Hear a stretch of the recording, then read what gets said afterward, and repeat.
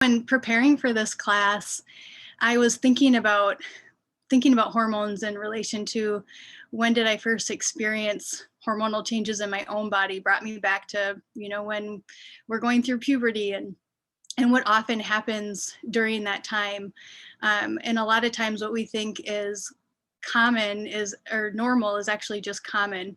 And so many young girls, and myself included, suffered with like painful menstrual cycles and skin breakouts, going through these hormonal changes and thinking it's blaming it on the hormones and not really understanding the underlying root. And so I'm going to be sharing on that to help not just say, not just to treat things, but to really understand why things are happening, why these shifts are happening in the body, and how can we create that most optimal condition so that way we don't have to struggle with these things that most of us maybe have experienced as a young child. I know I don't want my daughter to go through what I went through. And so I have the awareness now to teach her different warning signs that are presenting in her body that things might be out of balance. So yeah, thinking back to when you went through that, did you have painful cycles? Did your skin shift? Did you have heavy periods? And we're also taught, like, many women will be put on birth control to help with their cycle, or taking Cipro to help with skin or acne, instead of like understanding why that's happening. And we're also, most of us have grown up on like the standard American diet with, dairy and meats and processed foods, and they put hormones in the milks and the meats, and that can really affect our hormones at a young age starting out. And then as we get older, we wonder why, women are having a hard time conceiving or having different hormonal changes. Like going through menopause, it is more difficult because we didn't understand these early signals from a young age. And what I found in my own body is once I had certain symptoms presenting as I got older. So I suffered with horrible menstrual stuff as a young child and skin breakouts and all of that. And as I got older, I started to notice shifts in my body of like, I would have sore breasts way longer than I needed to. And I was like, this isn't normal. I know this isn't normal to have it this long. And I knew I wanted to have another baby. And there was no way I felt like I could bring a child into the world with all the symptoms that were presenting in my body. So that were affecting my own hormones to be off. And so about 5 years ago, I learned about regenerative healing and learned how to give your body the best condition to heal itself, and to like, it's not just what we accumulate, it's not only what we accumulate, it's what we don't eliminate that we accumulate. And so if we don't eliminate cellular waste and all of this stuff from maybe our diet and lifestyle as a kid growing up, we can accumulate these acids and toxins in the body that further suppress our endocrine glands. So our lymphatic system is this gigantic sewer system of the body. So it's 4 times bigger than the blood. Most people know we have tons of lymph nodes. And if this system gets congested, it further suppresses the body's ability to function optimally, and it can suppress the endocrine glands, which controls the function of our hormones. And same with like our GI tract. If we're not going to the bathroom regularly, and this is another symptom that came in my body, is constipation and not going to the bathroom regularly. We all know what that feels like, to be stuck and not have that flowing. So just like we can be constipated in our colon, we can also be backed up lymphatically in our lymph system, and that can suppress the function of our endocrine glands, which control the functions of our bodies with producing different hormones. And so I want to say all that because it's not just about like the treatment-based thinking and throwing a pill at something or trying to fix it in that way, but really to understand why our hormones might be out of balance and why things aren't functioning optimally. And having the heavy menstrual cycle stuff isn't normal. What I've learned when I shifted this whole thing 5 years ago, my cycle has never been better. I don't have sore breasts at all anymore. I don't have the heavy bleeding like I did, or the cramping or the bloating or the pain like I did before. So like I said, so much of what we think is normal is actually just common. And then with women having a hard time conceiving, and then women having to get their uteruses taken out, all this stuff I believe can be prevented if we understand these early signs and make a shift to transform that and get to the root of why things are out of balance. And to share a little bit about my story with sleep too, it brought me back to I always felt like 5 years ago, I didn't ever feel rested. So no matter how early I went to sleep, I never felt like I woke up feeling energized and ready to take on the day. I was the type of person to hit snooze till the very last second. And then I still had a hard time getting out of bed. I never felt like I had enough sleep. And so it wasn't just getting more sleep that was going to fix it. I had to realize why I felt that exhaustion. And so getting to that, I had to totally transform my diet and lifestyle. I didn't realize what I was putting in my body was causing things not to function optimally. And so I like to use the fishbowl analogy. So if you have a fishbowl and it's dirty and you're like, well, I'm just going to put in more clean water and more fresh food, that never gets to the root of like the dirty fishbowl. You actually have to like clean the fishbowl out and then put clean water and clean fresh food on it. So often I meet people who are like, I eat healthy, I'm vegan, I do this, and I don't understand why these symptoms are happening in my body. And that was me 5 years ago. I was a health coach. I was like, I don't get it. Why is this happening? I eat real whole foods, I eat organic. Why are these symptoms coming up in my own body? And so I didn't realize it was these, I grew up on processed cereal. I grew up on the hormone and, injected dairy and meats and different things. The processed foods, Little Debbie brownies, I used to eat so many of those. Had a sugar addiction. So all this stuff I've accumulated over the years, I never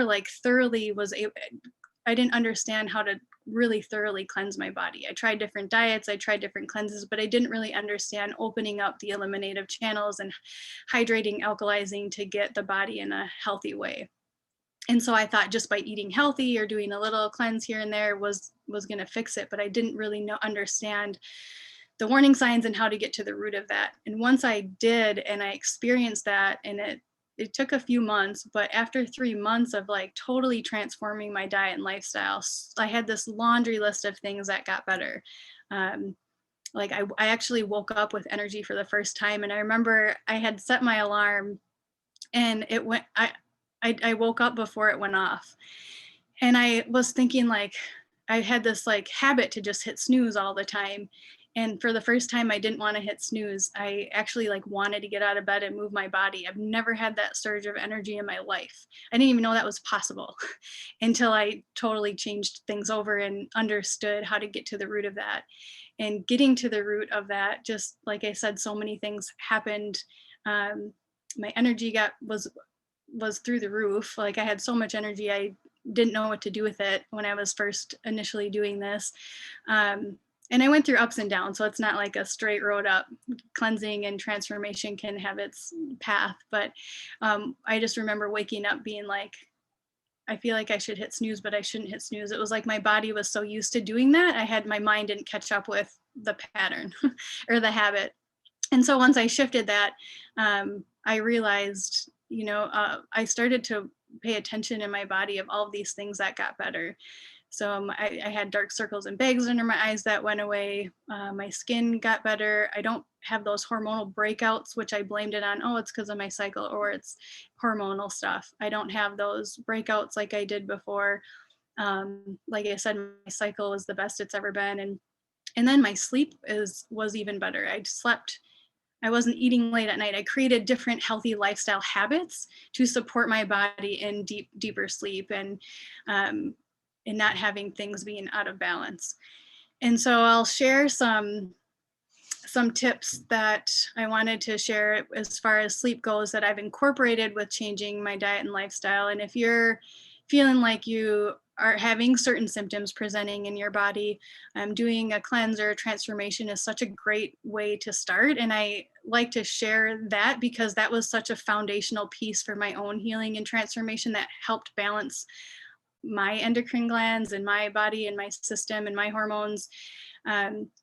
to really move forward in a healthy way and not try to treat things and like throw pills at things. And then if we can raise our daughters like this and not, put them on certain pills to help with that, we could teach them, if your body's having a heavy cycle, to look at the diet and lifestyle and not just use medication to treat something, but understand it's our body trying to speak to us. And I like to say, listen to our body when it whispers so we don't have to hear it scream later.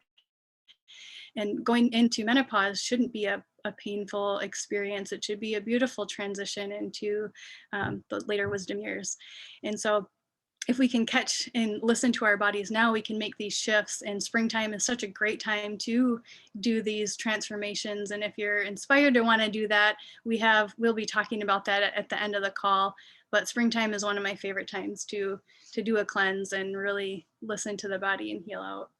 And so, another thing I used to do that can inhibit sleep is chocolate. I used to be addicted to chocolate. I used to have chocolate every day. And then I switched when I was like getting healthier. I was like, oh, it's dark chocolate and cacao. And I would have that thinking that was a healthier option. But as I cleanse my body and I can feel more now when things I can literally like turn on and off inflammation and congestion in my body. And now if I have chocolate in the afternoon or later, it keeps me up because of the caffeine. I'm sensitive to that now, or I feel that now, where sometimes we're like, why, if you have a hard time going to sleep, it could be because of caffeine or coffee or chocolate. And now I don't have that addiction to chocolate anymore. Now I can use it as a treat, and I just know I have to have it earlier. Otherwise, if I have it too late, it will keep me up. So I wanted to share some tips on different healthy habits that I've incorporated in that might be helpful for having sleep. And because when we sleep, our body is resting and rebuilding and repairing. And one healthy tip is to make sure you're not going to bed on a full stomach. Eat a few hours before you go to sleep, because our body really needs that time to rest and not be busy digesting food. So that's one thing to help with. Another one is to create some type of evening routine. So that can look like, taking an Epsom salt bath with lavender. Lavender has amazing healing, relaxing properties to it. You can light candles, have chamomile tea is another great one for relaxation and sleep and calming the body. Keeping with circadian rhythms and not having like bright lights at nighttime. So I like to have salt lamps in my house in every room, and I keep those on, especially before it gets dark out. So I have those already on so I can see still, but it creates this really beautiful ambiance. And I just posted some health benefits of this on Instagram, as far as in my stories on the health benefits of salt lamps. But I like to have those, but just not looking at bright screens. So not looking at your phone late at night before you go to sleep. And if you have to, there's like glasses that you can wear to block off the certain light that tells us to be awake because of like how natural sunlight is. So really helping with the circadian rhythm to not stimulate the eyes to want to be awake. So having an evening routine can be helpful, whether it's like a nice stretching or yoga. And one thing too, if sometimes we can have a lot happening or a certain situation come up that our mind is going a lot. And I'm sure some of you can relate to this, where you're having a hard time letting something go or replaying something in your head, or having a busy day the next day and not replaying it. And so what can help me get out of this state is guided meditations. So I'll put on Louise Hay. She has a great night meditation, and I'll just press play and I'll listen to that. And that kind of takes me out of my head and gets me to focus on something else. So that can be a really helpful trick. You can find a meditation that you like, and I can share this specific one in the follow-up email.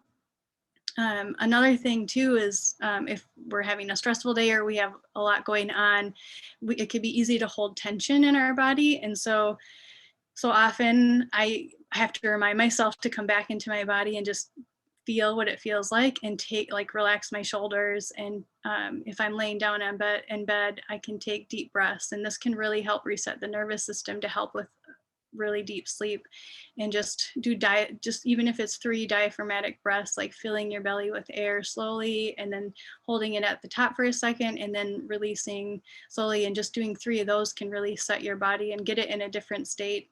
And just focusing on the breath can get us out of the mind as well. And then I was going to share a couple other tips. I just want to check here. Reading a book is another way, a good book to get your mind, if you're, have a lot going on, to just focus on that. And so reading a book can be helpful. Another one is dark tart cherry juice is another favorite of mine, that if you're hungry, or if you're like, oh, I'm still hungry, dark tart cherry juice is something that I will drink before I go to sleep, and that has natural melatonin in it, which really helps the pineal gland and helps with deep rest, and is also is great for the kidneys and high in antioxidants. So if you're looking into something, instead of taking a supplement for it, I like to use food as medicine. And so dark cherry juice is a really helpful tool to help assist the body in deep rest.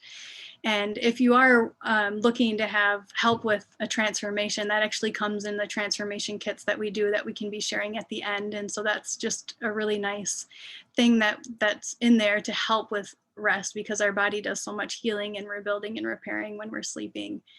And so, yeah, springtime is a great time to do a cleanse. So if you're looking and inspired to do that, we'll be sharing more on that. It's one of my favorite times to do that. And no matter what type of diet or lifestyle we have, even if we're raw vegan, it's still helpful to do cleanses and then eat as healthy in between. So doing a cleanse to just reset the body, and this can really help balance out the hormones, help with sleep. It just helps so much with the body. And I know Carrie will be getting into more of the details and the science of what the hormones do, but I just really wanted to set the foundation of getting to the root and not just treating things or just doing these healthy tips along with understanding the body to really give the body the best condition to heal. So hope this was helpful so far, and I look forward to hearing from the other 3 ladies. So thank you for being here, and I'll pass it to Carrie Drinkwine.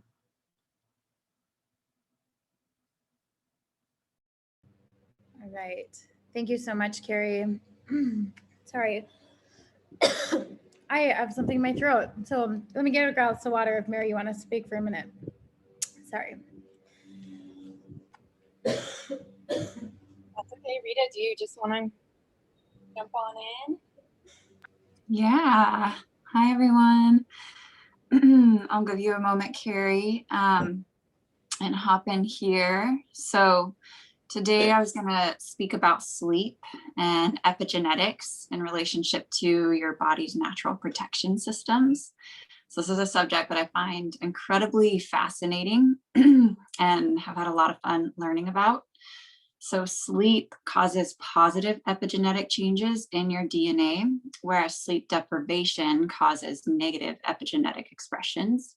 And a single night of sleep deprivation can cause and interfere with your genes and up to 269 gene expressions, preventing them from being able to make proteins that are used to suppress different symptoms, including like blocking tumors or cancers. So it's pretty fascinating to learn about this. And then 8 hours of sleep per night can actually turn on your gene expressions that metabolize fat and prevent obesity, whereas when you're getting sleep deprivation, these gene expressions are turned off. And what they've seen in children is that inadequate sleep actually increases the occurrence of childhood obesity by 45%. Also, higher stroke rates are associated among individuals who sleep 6 hours or less per night or 9 hours or more per night.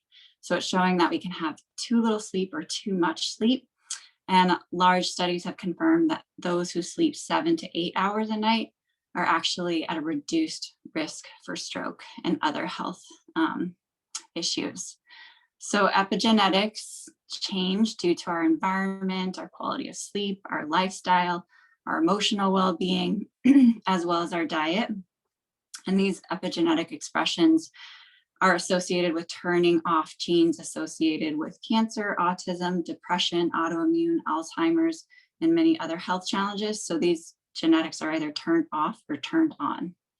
And stress and trauma are two things that turn on those DNA expressions that are associated with inflammation in the body, whereas meditation and deep rest turn on positive beneficial epigenetic expressions, which actually lower our level of inflammation in the body. And then telomeres are the protective caps that are at the end of your DNA, and they protect and maintain the structure of our chromosomes. And telomeres naturally shorten as we age, and they need an enzyme called telomerase in order to protect those telomeres. And without that enzyme, that's what creates the shortening of those telomeres, which then in turn causes DNA damage and cellular aging and eventually cellular death. So it's really important that we're protecting those telomeres and also extending the length of those. And some things that decrease those are smoking, high stress, poor sleep, lack of exercise, our diet. All of those speed up the wear on our telomeres, whereas relaxation, sleep, exercise, regular exercise, they're saying like at least 5 times a week is really what protects those telomeres. And it also shows that children who are breastfed have longer telomeres, whereas children who started drinking soda before the age of 4 or who had more than 4 servings of soda per week had weakened and shorter telomeres. So the USDA reported that 39.4 million Americans live in communities where it's much easier to gain access to grape soda than it is to gain access to fresh fruit, to fresh grapes. And so this is a food injustice that we have to look at because the ingredients in high fructose corn syrup and sugars and all these things are subsidized, whereas fresh organic fruits and veggies are not. So all humans should have access to the right to have healthy food. And currently, a healthy diet on average is 60% more expensive than a nutrient adequate diet, putting this out of reach for many people. In addition to the lack of access and availability, lower income communities are also saturated with heavy advertisements and marketing efforts that are directed towards unhealthy foods and unhealthy snacks. So on top of this, pollution, industrial toxins, ultraviolet radiation, emotional stress, sleep deprivation, all of that damages our genetic code. And when the DNA is damaged, this is what leads to aging and wrinkles. And then further down the line, it's when there's more damage, that's when it leads to cancers and other problems. And so again, getting the body back into repair mode. So even just fasting for 2 to 4 days forces the body to go into a recycling mode, which gets rid of worn out immune cells. And once the food is reintroduced back into your body, it stimulates your stem cells in your bone marrow to start regenerating new immune cells to rebuild that immune system. And excuse me, melatonin is a hormone that I know Carrie's going to get into, but it's produced in your body.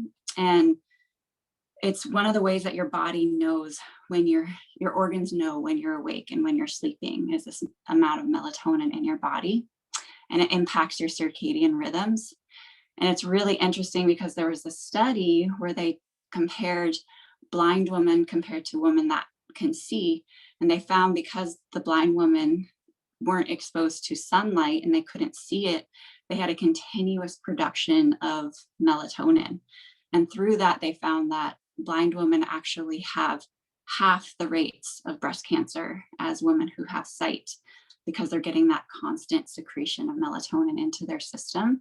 And so that's why it's really important to make sure that you have a dark room whenever you're sleeping, because any exposure to light, even if it's like your computer screen or, like a plug is in, it really impacts your pineal gland and stops that secretion of that naturally occurring melatonin. And you can actually see the amount of melatonin that you're creating from your body. It's excreted in your first morning pee. And so sure enough, in studies, women who have had higher levels of melatonin secretion have also found that reduced risk of breast cancer. So it's really important to really support our hormones in that way. And the next level of protection is in our antioxidant support, which is how our body really supports and protects ourselves from free radicals. And really the human lifespan simply reflects the level of free radical damage that accumulates in the cells. So foods can protect your body from these DNA mutations and free radical damage via that antioxidant protection. For instance, just drinking orange juice has been shown to improve the blood's ability to protect that DNA, but also food can protect those telomeres and actually slow down that aging process. And protecting your DNA also protects you from cancers and viruses and bacteria. So micronutrients from vitamins and minerals found in whole foods are the building blocks for normal DNA and for healthy DNA. But it's important to notice that the nutritional value of our food has been compromised over the years, and tomatoes grown today have almost no lycopene value compared to what the antioxidant value that they had back in the 50s. And so studies are showing that you would have to eat 90 carrots that are grown in nutritional deficient soils in order to get the same antioxidant level of 1 carrot that's grown in nutrient dense soils. And you'd also have to eat 200 carrots to get the same polyphenol value from nutrient deficient carrots as you'd have to get from just eating 1 carrot that's grown in nutrient rich soils. So that's pretty staggering, wild results that I've been diving into and learning a bunch about. So where you source your food matters. So getting it from local organic farmers markets is one of your best bets. And then red and dark berries also contain antioxidants and polyphenols. And studies have shown that just having 3 cups of a mixed berry juice, such as sour cherries and blackberries and red grapes and black currants and choke cherries, for 3 weeks actually increased people's DNA protection by 66%.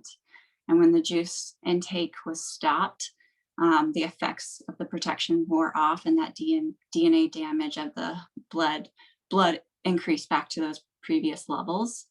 So really amazing just what we can get from that daily intake of consistent antioxidant exposure.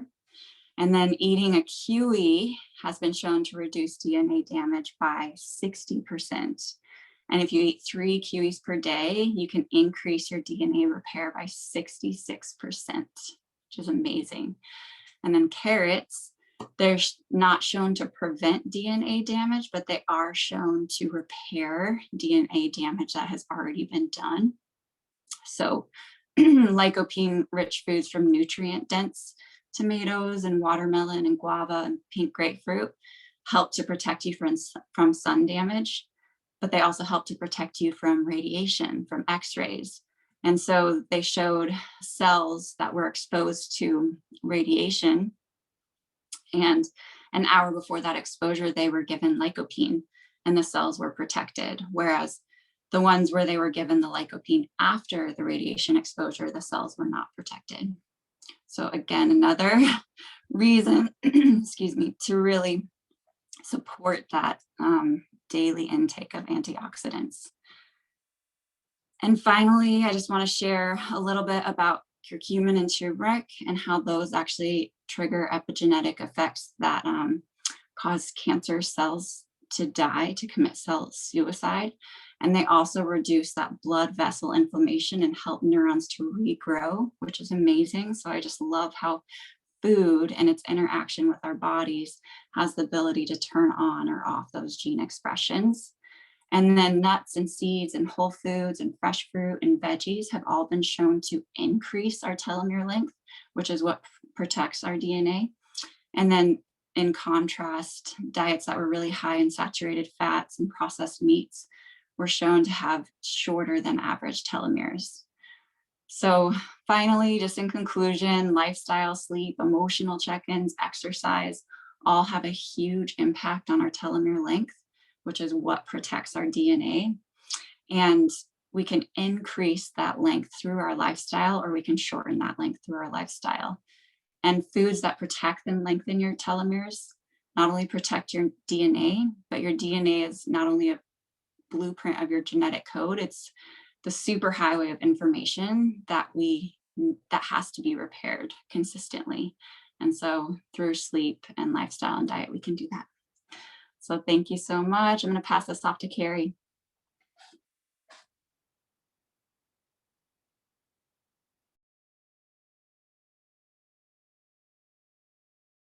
All right. Thank you so much for letting me clear my throat. I don't know what happened there. So I'm really excited to talk about this topic. And this is something that as a mom of minis, I don't get a lot of sleep. And so I am experiencing a lot of these symptoms. So I'm excited for the day that sleep does come back. But I love this topic because it's really incredible to see the regenerative qualities of sleep. So really, sleep is like the foundation of regenerative health. You know, you could be doing absolutely everything right in your body, like the right consumption, the right foods, but if you're not sleeping, your body can't repair itself. So first I want to just explain there's two factors to good sleep and to sleep that's going to help repair. One is the time that you're sleeping, like the time of day, not just the number of hours. And then two is actually the environment in which you're sleeping in. So I have some notes here, so I'm just going to stay on track. But we all live according to the circadian rhythm of rising and setting with the sun. So we're technically supposed to rise, 5 or 6 a.m. when the sun comes up. This is when we have our Ghrelin hormone spiking that's telling us to get hungry, to start feeding our tissues and cells, and to start the day. And then when the sun sets, we're supposed to be winding down, no more consumption of food, and getting ready for rest. And when we don't actually set with the sun during this time, it actually increases our stress hormone production. So what happens is some people say like, oh, I'm a night owl, or I get a third wind or a second wind, right? Well, that second wind isn't actually that you're a night person, because no one really is. We're not nocturnal beings. It's actually a surge of steroids. And the surge of cortisol in your system is going to disrupt your sleep. You're going to have a poorer sleep quality. You're going to stay up later till midnight or 1 o'clock. And then in this time, your Ghrelin actually starts to spike. And so I'll break that down in a moment. But when you stay up later, your Ghrelin spikes, which is your hunger hormone. And then you end up having like that fourth meal of the day, or even snacking. So now you're digesting instead of resting during sleep. And you've increased your caloric consumption, and you've increased your Ghrelin, which is your hunger hormone, and you have decreased the body's ability to produce leptin, which is the satiation hormone, and that ability to actually utilize fat inside of cells for energy instead. So you have some deep things happening when you stay up too late. And then when you go to bed at that like midnight or 1 o'clock hour, you're having a stress sleep that isn't full of melatonin, which we talked about. So I wanted to address just first understanding the circadian rhythm. So the first cycle of sleep ideally would be between 9 and midnight, like a full 3 hours. So we have stages of sleep, and then we have cycles of sleep. And so we want to try to get 3 full sleep cycles in per night. And that's like a really essential part of like overall vitalization in your body and in your tissues and cells, is to get these 3 full cycles. So between the hours of 9 and midnight, what happens when you get this like really good early sleep in, the first part of your sleep, like when you first hit the pillow, it starts to be your somatic emotional processing. So this is like trauma processing, memory processing, where we store short and long-term memory from the day. Basically, it's like your body is like filing away the day, which is why a lot of people get the monkey mind at night. So it's really important to try to get into bed a little earlier, maybe have a notebook by your bed so that you can jot down the notes that are coming up, but your brain is just doing a dump. And then when you start to fall into that rest, you might even notice like where you kind of like jolt or something. And that's when the nervous system is actually releasing trauma from the muscle tissue. So this is a really powerful portion of sleep to get into bed between 9 and midnight. And those sleep hours, at least from 10 to midnight, is when you're actually processing out somatic emotional experiences, traumas. This is when your kids will tend to have a little night terror right at that time. And it's their body just processing out a trauma, and it's very healthy for them. So, not to worry, but to be getting those hours of sleep. And I need to take a peek here so I stay on track. I'm going to share my screen in just a moment. But that first cycle is essential. And so when we are understanding this first sleep cycle, this is when we basically are getting the deep sleep. That's first we start to produce ghrelin, which is that hunger hormone. And that seems silly, right? Like, why would we get hungry when we first go to bed? But when you're sleeping, the hunger hormone will actually start to rise to increase your muscle metabolism. So this is actually helping your muscles detoxify things that it doesn't need. And so that ghrelin will spike between 9 and midnight. And if you're asleep during it, you're not up eating, which is really common for college kids to be up eating at midnight, eating that fourth meal. And so they blame the extra food on it, but really it's also this hormonal piece where this hormone is spiking and then the leptin is not being produced, which is that satiation hormone that allows the hypothalamus gland to tell your body, hey, use fat cells instead. You actually don't need to eat anything right now. So we lose that ability. So we start to see excess weight gain the later we stay up. Even if you aren't having that late meal and you're just being hungry during those hours, you're losing that leptin hormone. And then towards that first cycle of sleep, we have that somatic emotional experiencing, and then we drop into REM sleep. So in each phase of sleep, all three, you have 4 cycles within that sleep. So, and then when we hit to phase 2 of the sleep cycle, we start having that REM sleep, which is the rapid eye movement sleep. During this sleep, this is when you're in a dream state. Your body is in paralysis. So when you're in paralysis, it's actually so you can't act out your dreams, but it's where the deepest level of muscle tissue recovery is happening. So your muscles are healing, your body is resting very deeply. And that rapid eye movement sleep is like the body is doing all of the repair it needs. And then it comes into this stage 3 and 4, which is actually called the parasympathetic sleep. And so stage 3 and 4 is the gold. And so this is why these 3-hour chunk cycles, or even at least 2 hours where you get through these 4 little phases each time, is really important, because when we enter that parasympathetic state, that's when the body goes, oh, I'm rested, I'm supported, I have enough, I'm good. And you start to really access these deep levels of restoration and rejuvenation. And that parasympathetic sleep is essential. That's the rest and digest portion of your nervous system. It's essential for your nervous system to stay out of fight or flight all the time.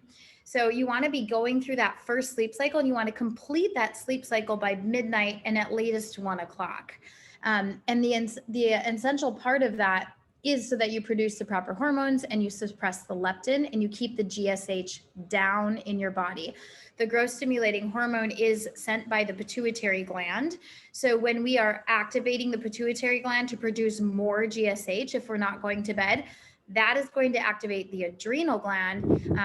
I won't go through, there's a 2-step in there, but it's too sciencey. I'll leave it out for simplicity. But that's going to activate the adrenal gland to produce more cortisol in your body, which we know is our stress hormone. It's our fat building hormone. And so now you've got cortisol surging through your body instead of melatonin. And melatonin is actually what we need for deep sleep. So a lot of people take over-the-counter melatonin. My philosophy is always, if you take it, you won't make it. You want your body to be producing its own natural levels of melatonin. That's being communicated by the pituitary gland from the hypothalamus to the pituitary telling the pineal to make melatonin. And this melatonin is going to help the nervous system repair. It's going to help that deep, solid sleep where you are dreaming and you're getting very restful sleep.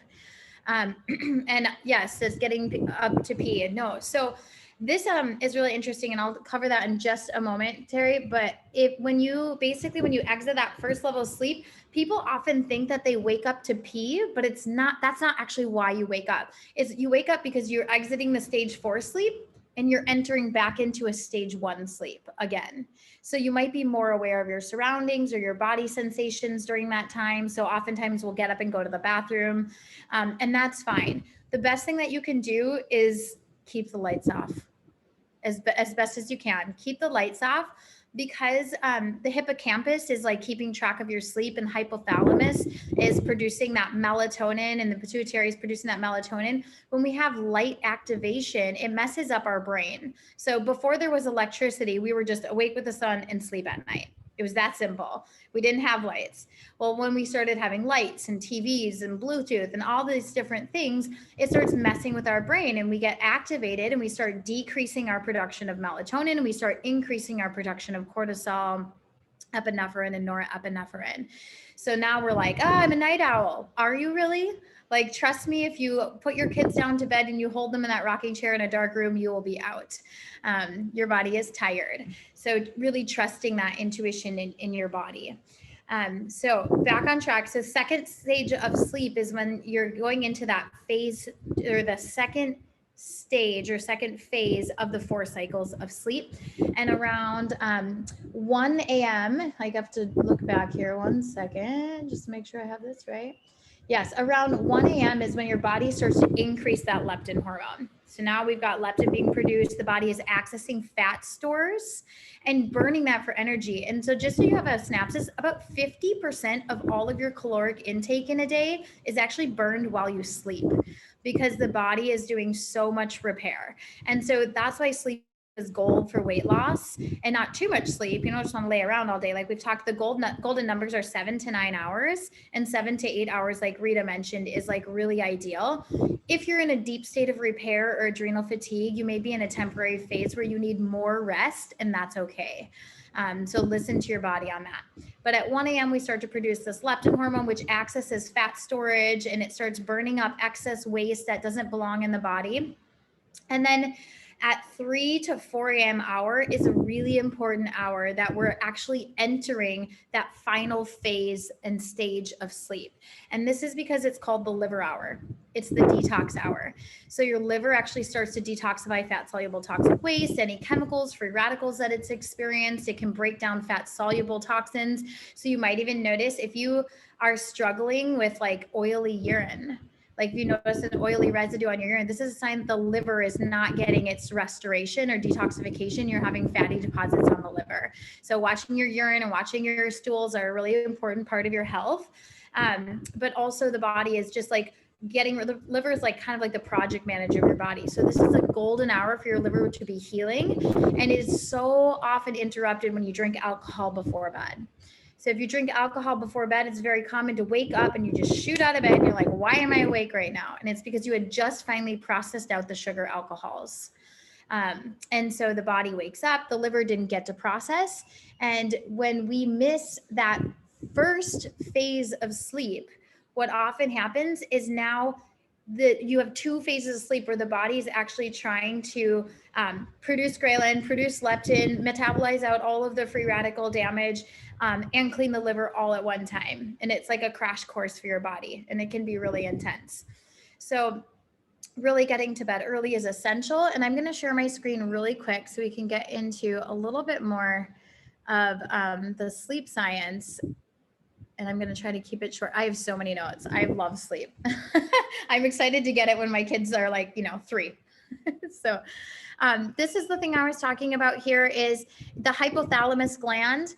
That is the releasing factor that sends it to basically the anterior pituitary gland. So when the hypothalamus is getting the signal to release to the anterior pituitary gland, then it produces ACTH, which is sent to the adrenal glands to produce cortisol. So when we're not asleep, we start producing this steroid, and it starts this whole feedback loop. I won't get too much into that. I'll let you read all through this, but here's why this is important. Creating a consistent circadian rhythm day and night is awesome for your body. Your body loves predictability and stability. So having like, I only eat from the hours of 7 to 6, or, maybe it's 6 to 6, whatever it is. But I believe in always having 12 hours off for your metabolic function to heal minimum. This is not an intermittent fasting talk. We can talk about that some other time, or watch one of our past videos. But it's essential for general health. So your body can be like, okay, now I'm resting. Okay, now I'm eating. Okay, now I'm fasting. The body likes that predictability. So find a rhythm and stick with it that's within these things.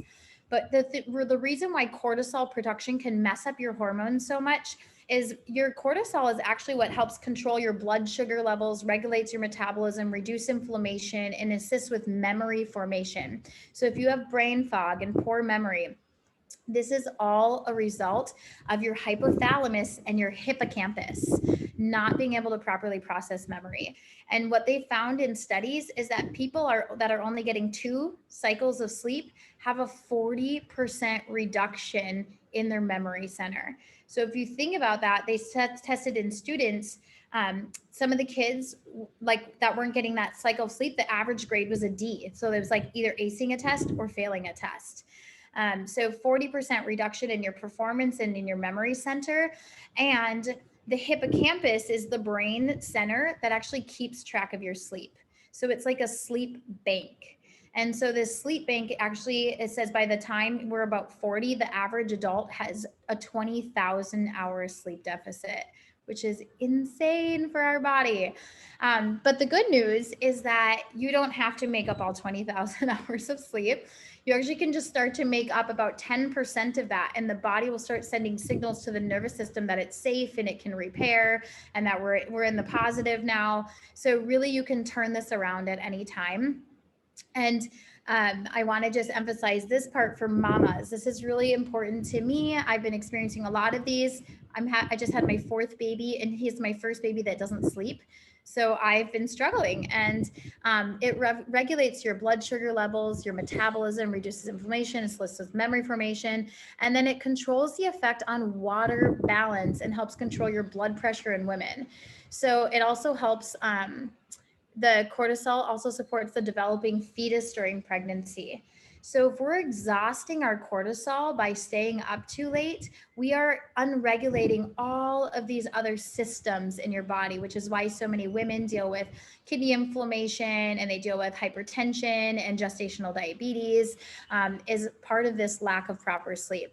So the timing of a sleep is important, and the environment in which you sleep is important. These are so many notes that I have, so I'm not going to go through these. I'm going to skip all the way down to, where was it? To climate and understanding nature. So we are not always in growth, right? Nature doesn't do that. It goes through phases of consolidation, decay, and renewal. And so when we have this constant expectation on ourselves to be in growth mode all the time, it's unrealistic and it's unnatural. So we need to have these states of rest. And in tropical climates, it never changes. It's always, sunlight. They don't go through the season changes. So they've built in siestas into their day. So this is the ability to integrate parasympathetic access in the middle of your day. So the parasympathetic is when the nervous system is not in fight or flight. It's feeling really supported, really nourished, and you can access those deep levels of healing.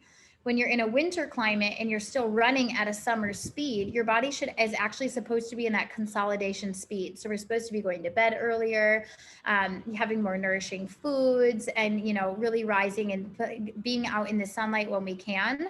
So celebrate sleep in a deep way, was my note there. I have so many more things I want to cover, but I'm not going to for sake of time. Let's see. I'm going to stop my share there. But the biggest thing I want to show about sleep in general is that when we aren't getting it, not only are we increasing our cortisol, and we don't get that last little bit of that stage 4 parasympathetic sleep, this is when during the day you are grouchy, you have more rage has been reported, more rage, more frustration, more lack of self-control. And you think you actually have poor self-control and bad habits and bad food addictions, but really you're just sleep deprived, and your body is actually craving sugar, salt, fat. It's a quick stimulant that it's craving in order to recover from all of this free radical damage that wasn't processed in the body. So really tapping into understanding that, like, you don't have a mood disorder, you have sleep deprivation. And so when you can actually get into proper sleep and proper sleep cycles, you'll start to see regenerative qualities and regenerative properties in the body on a very deep level. And then last but not least, sleep hygiene. I'll let Mary Beth, sure she has a ton of tips, so I'm going to speed through sleep hygiene. Clean room, organized room. Even if you have to shove it in the closet, make all your surfaces clean and organized so your brain can stop processing. No Bluetooth. Bluetooth severely interrupts the brain waves, the electromagnetic frequencies. So no Bluetooth speaker, no Bluetooth anywhere. I keep all of my charge ports in the kitchen. That's something I just started doing. I am sleeping better. Don't sleep with your phone by your head. No blue light. You actually don't want any lights in your room at all. You want it completely black, completely dark. And just taking that time to get into that rest space, not being on Bluetooth a couple hours before bed, which I'm really guilty of because it's hard to work and not be on it before bed. So really just starting to detoxify your sleep space. So no electronics, dark lights, or no lights, dark space, clean space, and get into a good rest. That was like a turbo course. I'll send all the 4 pages of notes I have. Wow, thank you so much, Carrie. Drop a 1 in the chat if you have learned so much already from Rita and Carrie, and maybe drop something in there that you've learned. This is definitely a class that I'm going to rewatch because, as we know, repetition is key, and the more we hear things, the more that they get integrated into our consciousness. So thank you, ladies, so much. And what I'm going to speak to is, yes, some tips, additional tips for getting better sleep, and then as well as some foods that you can incorporate that are really balancing for the hormones. So as Carrie so beautifully spoke, sleep controls our stress hormones and maintains our nervous system health. And without nervous system health, we don't have much health because our nervous system controls and regulates so much in our body. So not getting enough sleep can really affect your body's ability to regulate stress hormones and regulate its nervous system. So some tips and additional tips and tricks for getting better sleep is, like these ladies all spoke to, having the dark room, avoiding the blue light. But one of the things you can do during the day is actually increase your exposure to bright light during the day, because natural sunlight and bright light during the day helps keep your circadian rhythm health in line. And this improves daytime energy as well as nighttime quality and sleep. There was a study out of the National Library of Medicine that said 2 hours of bright light exposure during the day increased the participants' sleep by 2 hours and sleep efficiency by 80%. So going through those 4 phases more effectively. So I'm not going to go over the blue light and exposure because they talked about it so well in depth, but I just can't emphasize it enough. 2 hours before bed, just trying to shut off the electronics can help so much. And I'm also very guilty of this because when my kids are asleep, it's usually a time to work. So just finding that balance. Another thing is, don't consume caffeine late in the day. This is something that we all hear, but I don't think many of us are aware that caffeine can actually stay in the bloodstream for up to 6 to 8 hours. So if you have that in your body, it's going to stop your body from naturally relaxing at night. So, I would personally say, don't drink caffeine after noon in the afternoon, because it'll still be in your system at 6 or 8 o'clock at night. So the other thing is reducing irregular or long naps during the day. So what they found is that a short 30 minutes or less of a nap can really enhance your daytime brain function, but longer naps can really decrease the quality of your sleep. So just having those 15 to 20 minute power naps if you're really, really exhausted, but setting an alarm so that you don't go into that longer 1 to 2 hour nap during the day, because then your body starts to go through those phases and then it totally just gets your circadian rhythms out of pattern and out of whack. So power naps, short power naps can be very beneficial. And then one thing that Carrie touched on is going to sleep and waking up at consistent times. So again, our circadian rhythms function with the sunrise and the sunset. And if you can get in a pattern of going to sleep at the same time and waking up at the same time, this can really aid in your long-term sleep quality. So even if you're getting less amount of sleep, but you're being consistent with it, your body can actually sink into those REM cycles even more deeply than if you were, getting 10 hours of sleep one night and then 5 the next, and then 4 the next, and then 8 the next. That really kind of throws the body out of whack. So that consistent 7 to 9 hours of sleep a night is so, so important. And then some additional relaxation tips. If you're like me, sometimes I get creative at night. And so sometimes I get into the mind spins and I'm tired. I'm so tired, but I'm not falling asleep. So things that you can do is, drinking teas like kava is very relaxing for the nervous system. Valerian root is another great one. Actually increasing your amino acids, glycine and L-theanine is really helpful for sleep. Ginkgo biloba is another herb that's great for sleep. And magnesium, actually, we can get a lot of magnesium from our foods, our whole foods. Magnesium is actually responsible for over 600 reactions in the body. But one of its main things that it does is that it helps to improve relaxation and just enhance quality of sleep. Some other things that I do is essential oils, lavender before bed, rubbing it on my hands and breathing it deep. I also spray my kids. I have a lavender and rose spritz that I spray my kids' pillows with. I spray my kids with. I do it, and it just really helps your body get into that relaxation. Another tip is to not eat late in the evening. And I know Carrie touched on this a little bit, but the reason is when we eat late at night, then our body has to put a ton of energy into digestion. And digestion takes about 80% of our body's energy. And so when we eat late at night, instead of taking that energy and putting it into rest and relaxation and rejuvenation for our body actually puts all that energy into digesting, and the body never really goes into that deep, deep sleep. So it's so important to have at least, 2 to 4 hours before bed where you're not eating so that your digestive process can happen. And then while you're sleeping, you're actually rejuvenating, you're actually repairing the tissues of your cells, you're allowing your metabolic processes to have a break. So that one, I know for me, when I was in college, staying up late, studying and all those things, when I decided to stop eating at 6 p.m., I saw drastic results in my sleep patterns. Just like I would wake up so much more rested, even though I wasn't necessarily increasing the amount of sleep. I was just allowing my body to restore more during that sleep by not eating so late. So another one that everybody mostly knows is just exercising regularly. But some of the statistics I found on it that were really surprising to me, again, this is from the National Library of Medicine. It said individuals with severe insomnia benefited more from exercising than taking drugs for better sleep. And the study that they did showed that exercise reduced sleep time, the amount of time that it took for people to fall asleep, by 55% by exercising 5 days a week. The total amount of wakefulness in the night was decreased by 30%. Anxiety was decreased by 15%, because again, our sleep is so related to our nervous system. And in general, total sleep was increased by 18% from having 30 minutes of exercise 5 days a week.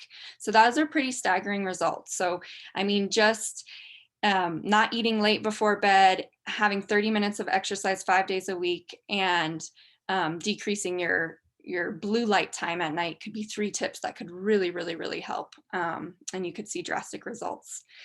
And then again is enhancing melatonin in our body, but not necessarily from an outside source, allowing our body to create melatonin for itself so that it can get on its natural circadian rhythms. And one thing that we are all a big fan of here is tart cherry concentrate, taking that before bed, because tart cherries are the only food out there that actually have naturally occurring melatonin in them.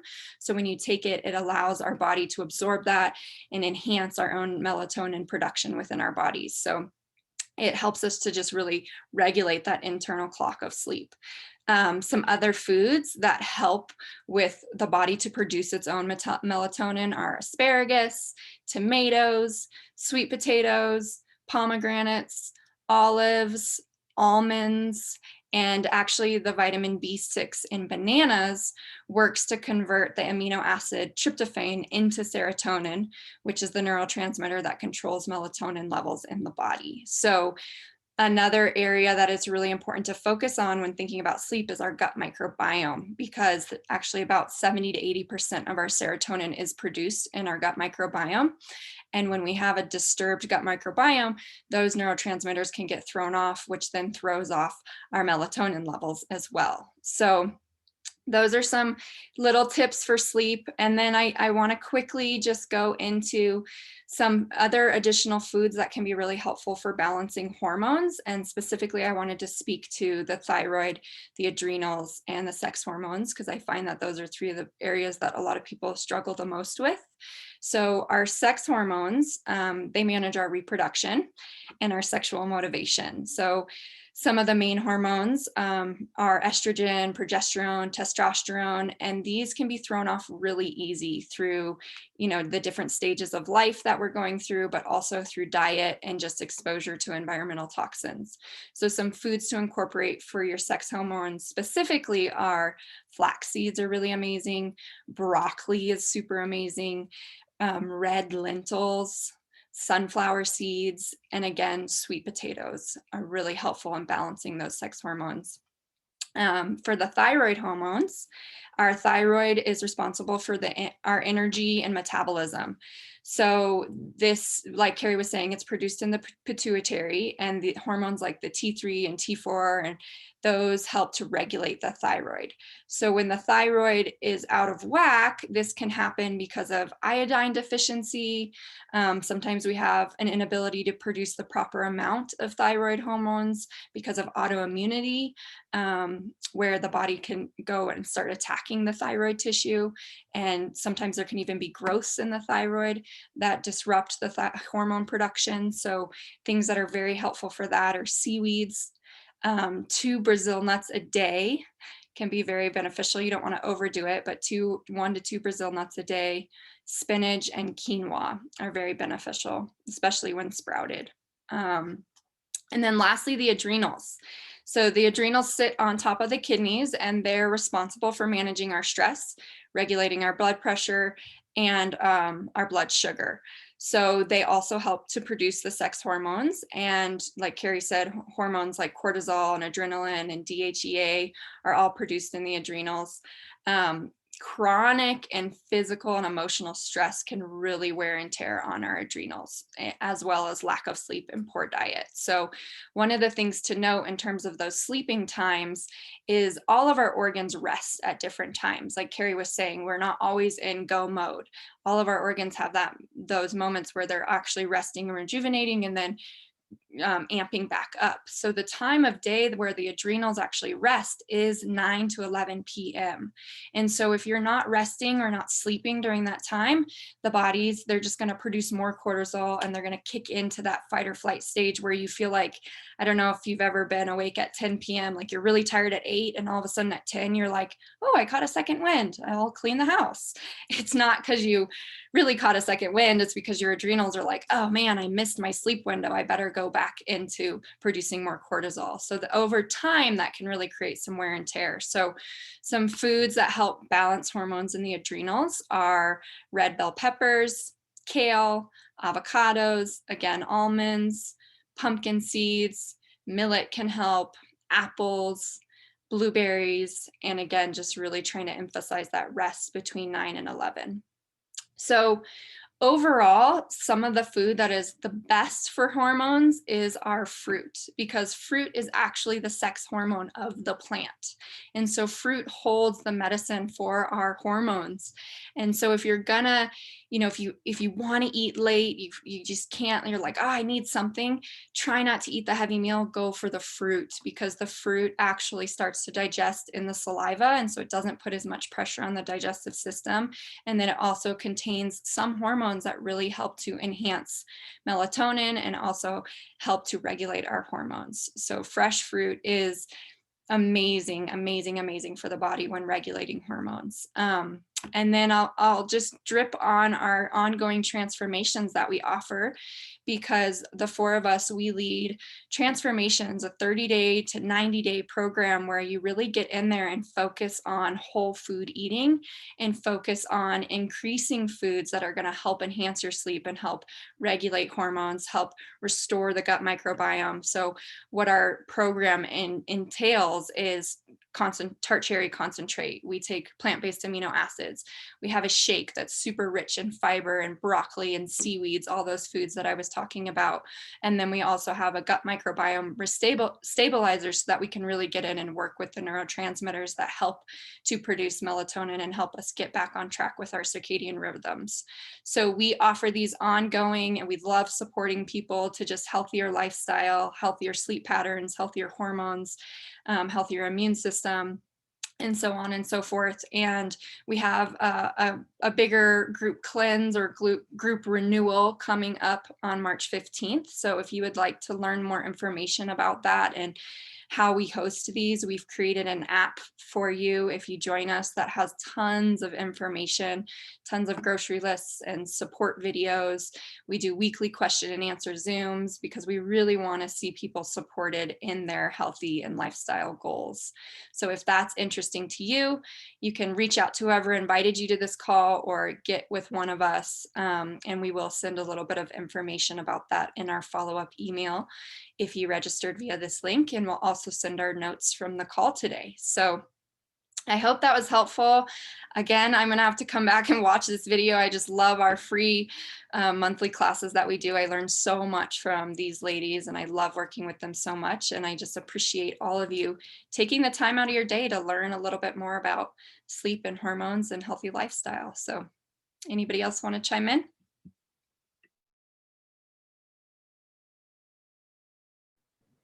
I just wanted to say thank you. That was really good reminders, and I learned something new. I always learn something new on these calls. So thank you all for sharing your gifts and your light, and just grateful for everyone being here, taking the time to learn this information, and continue to take great care of yourselves. And if you're needing support, we're here. That's our passion, to help people with support on this journey. Because when we were first starting out, we didn't have this like group group available. I remember when I first started out, I was doing it alone, and I felt really alone because I was eating completely different than most people. But it has completely transformed my life, and I am so grateful for knowing this information and applying it and seeing the difference in my body, and then being able to pass this down to my kids. So thank you. Mm-hmm. I just wanted to remind everyone that sleeping 8 hours it's really the hours that you sleep. So sleeping from 9 to 5 is far superior than sleeping from 12 to 8. So try to get to bed early, and then just think about those beautiful hours that you'll have in the morning. Like when you get to bed that early, you can actually like rise with the sun, and you can go outside and do your morning meditation, finish your emails then, responding to people then, get in that creative time right away in the morning, and you'll have a better experience. So thanks so much, everyone. Love it. Thank you all so much. Have a beautiful day. Thanks for joining us. And we'll get the email with the notes and the replay of this up in the next, either today or tomorrow. So be on the lookout for that. Thank you, everyone. Yeah, thank you. Bye. Bye.